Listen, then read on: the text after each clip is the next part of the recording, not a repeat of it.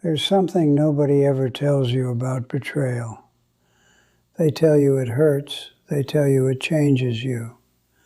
But what they never warn you about, what I had to learn the hard way, somewhere between my 63rd and 64th year on this earth, is that the most devastating betrayals don't come from enemies.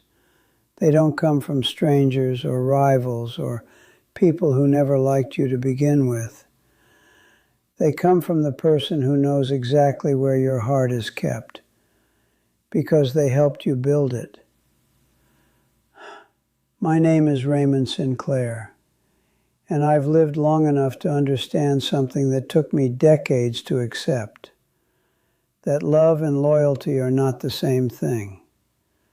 Some people love you deeply and still choose themselves over you, every single time.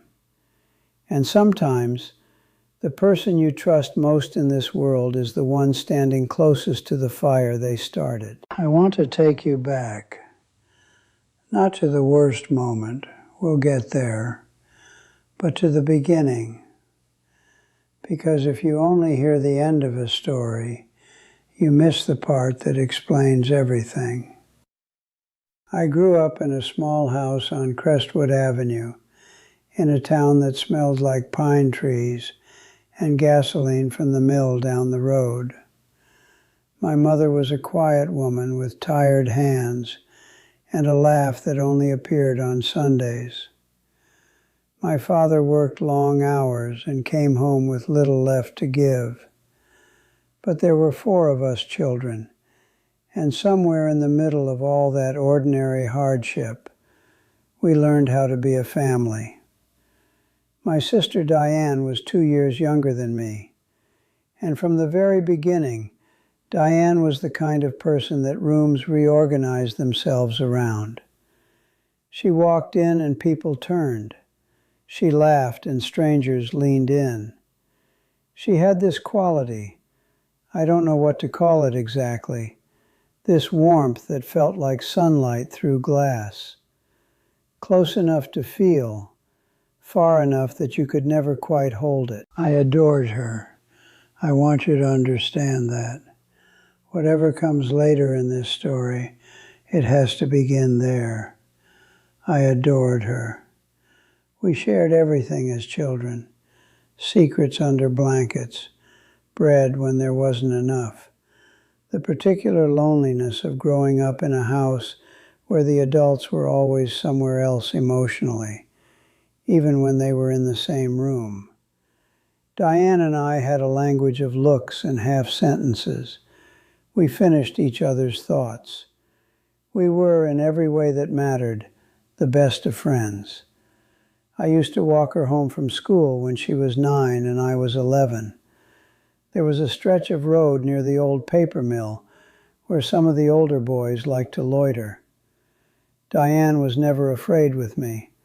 She'd take my hand without asking, the way only people who trust you completely ever do. And I'd feel 10 feet tall. That's the Diane I loved. That's the Diane I kept trying to find even years later, when she was someone else entirely. I met Thomas when I was 26. This was 1987, a time when meeting someone the way I met Thomas was not something you discussed openly in most places. He was a librarian at the county branch on Harmon Street, tall and soft-spoken. With glasses he was always pushing up with one finger, and a way of talking about books like they were living things he was personally responsible for protecting.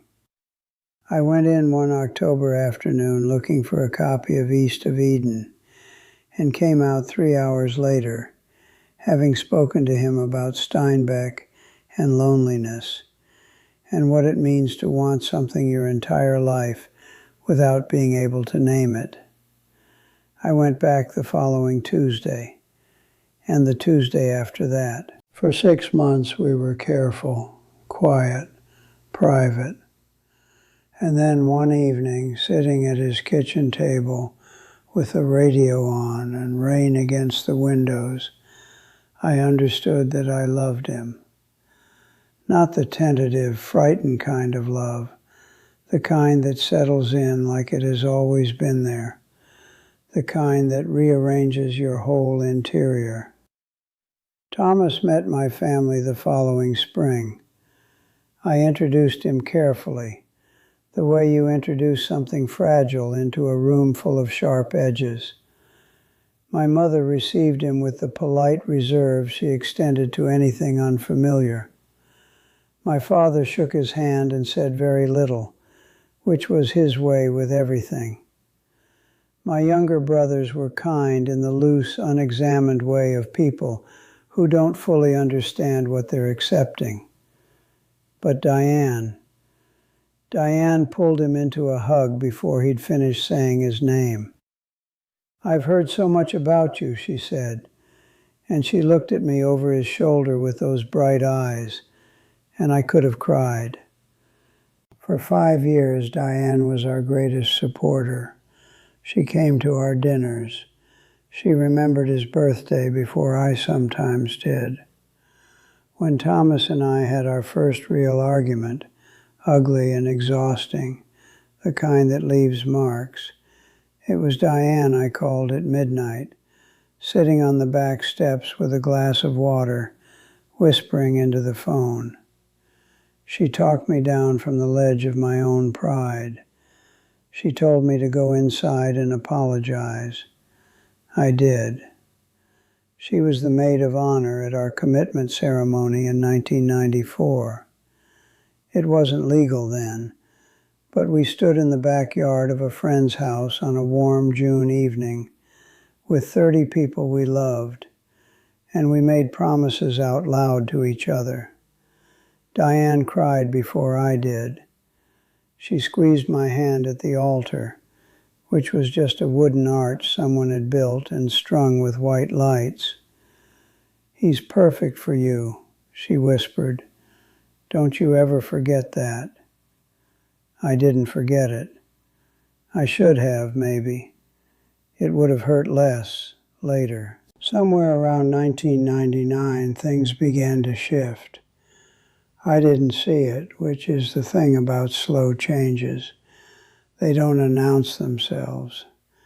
They accumulate in the background like dust on a shelf, invisible until the light catches it a certain way. Thomas had started going to a community pottery class on Wednesday evenings. He'd always had an interest in making things with his hands, and I'd encouraged it. I was working long hours at the printing company where I'd been for 11 years by then, and I was tired most evenings. Not the kind of tired that sleep fixes, but the deeper kind that grinds down slowly. Diane had moved back to town the previous year after a difficult divorce of her own. I'd supported her through that, helped her find an apartment, spent weekends helping her unpack, listened on those same phone calls we'd always had. I was glad to do it. She was my sister. She began joining Thomas at the pottery class. This seemed natural at the time. Diane had always been creative. Thomas liked her company. I was glad he had someone when I was working late. I want to pause here and say something honestly. I missed the signs not because I was naive, but because I trusted them both so completely that my mind refused to form the thought. When the thought would start to take shape, in some quiet moment when I noticed them laughing at something I hadn't heard, or when I called Thomas at 9 and he didn't answer, and said later he'd been at Diane's helping with a shelf, I would push it down. Not consciously. The way you push down the thought that something might be wrong with your health when you're afraid of what the answer might be. It was a neighbor who told me, Mrs. Aldicott from 2 houses down, who had known us for years. She came to the door on a Thursday afternoon with a dish of food she didn't need to bring, and she stood on the step with such sorrow on her face that I knew, before she said a word, that whatever she'd come to say was already true. She'd seen them at a restaurant in the next town, holding hands across a table. I stood in my own doorway and felt the entire structure of my world develop a crack, the kind that doesn't make noise but is suddenly everywhere. I didn't scream. I didn't break things. I sat down on the floor of the kitchen, which is not a dignified place to receive devastating news, and I sat there for a very long time. When Thomas came home, he saw my face, and he knew immediately. He told me the truth, quietly, carefully, with the same soft voice he'd used all those years ago, talking about books in the library. It had been 4 months. He hadn't meant it to happen. He was sorry. All the ordinary words people use when there are no right ones. I asked him one question. I said, did she know what she was doing? He didn't answer, which was its own answer. I called Diane that evening. My hands were steady. I don't know how. She picked up on the second ring, and I said, I know. There was a silence that lasted long enough that I could hear her breathing change. And then, and this is the part of the story I've turned over in my mind for 20 years, she said, Raymond, I didn't plan this. You can't help who you love. Those words. You can't help who you love. The same words I had once used, quietly, carefully, to explain my own heart to people who didn't understand it. She took them and handed them back to me like a weapon. I said, Diane, he was my husband.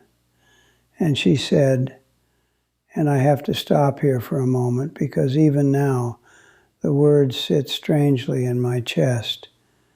She said, you've always made everything about you. You've always been selfish, Raymond, even as children. Selfish. The person who had walked her home past the boys at the mill. The person who had held her through her divorce. The person who had spent 20 years sharing every corner of his life with her, because that's what you do when you love someone. She called me selfish. I hung up the phone, and I did not speak to my sister for 11 years. I want to tell you what those 11 years were like because they're important. Thomas and I divorced quietly. He moved eventually. We were civil. We are civil still, in the distant, careful way of people who once knew each other all the way down to the bone, and now communicate mostly in polite weather updates at Christmas. I was alone for a long time. Not dramatically alone. I had friends, colleagues, a life that looked functional from the outside. But in the way that matters, in the quiet of a house on a Sunday morning, I was very alone. I grieved Thomas. But the grief that took longer, the grief that was stranger and harder to name, was the grief for Diane. Because losing a love is a specific kind of pain. It has a shape and a logic. Love ends. It happens. People change and pull apart and find other lives. I understood that eventually. But losing your sister, losing the person who held your hand past the boys at the mill, who cried at your altar, who knew every version of you before you became the person you finally settled into. That grief has no clean shape. It just lives in you like weather. Some days you barely notice it. Other days it presses down on everything. I missed her, even when I was furious. I missed her even when I went to sleep angry and woke up angrier. I missed her with the irrational, inconvenient loyalty of someone who loved someone before they had any reason to doubt them. She called me in the spring of 2011. I almost didn't answer. I've thought about that many times since, the version of my life where I let it ring. She was sick, not dying yet, but the kind of sick that makes people reckon with their ledger. She said, "I don't want to die without speaking to you." I went to see her 3 weeks later. I drove 4 hours. I stopped twice on the highway, not because I needed gas, but because I needed to sit with the engine off and remind myself to breathe. She looked older, of course. We both did. She was sitting in a chair by the window in the afternoon light, and for a moment, just a moment, she looked exactly like herself at 9 years old, taking my hand without asking. We didn't resolve everything that day. You cannot unravel 11 years in an afternoon, but we talked, slowly, carefully, around the edges of things. She said she'd made choices she wasn't proud of. I said I had held on to anger longer than was good for me. Both of those things were true. At one point she said, "I was wrong to call you selfish." That's all she said. No grand speech, no detailed accounting, just that. And I said, "I know." And then we sat together quietly for a while, looking out the window at a garden she could barely tend anymore. And I thought about how much of a life can pass in the space between two people who love each other and cannot figure out how to say it. Diane passed away in 2014. I was with her.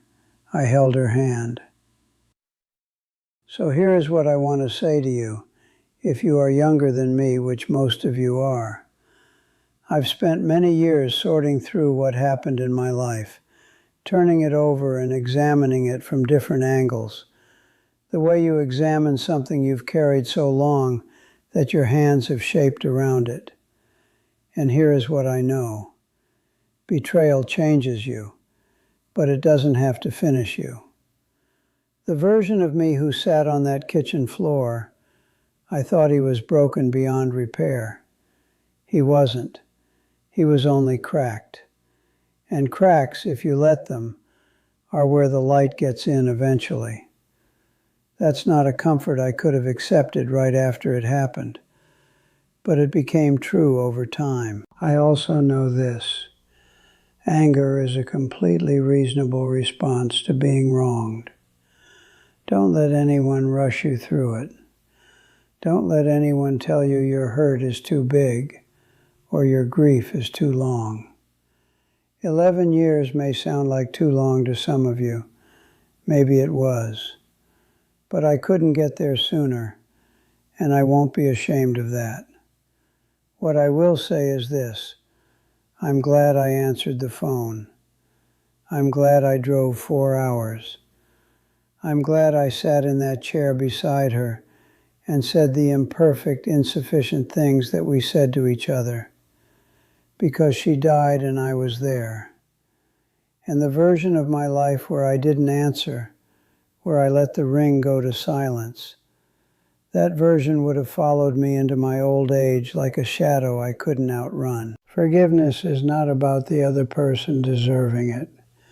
Some people never earn it. Diane and I both know she didn't earn mine, not fully. Forgiveness is about whether you want to carry the weight of what they did forever.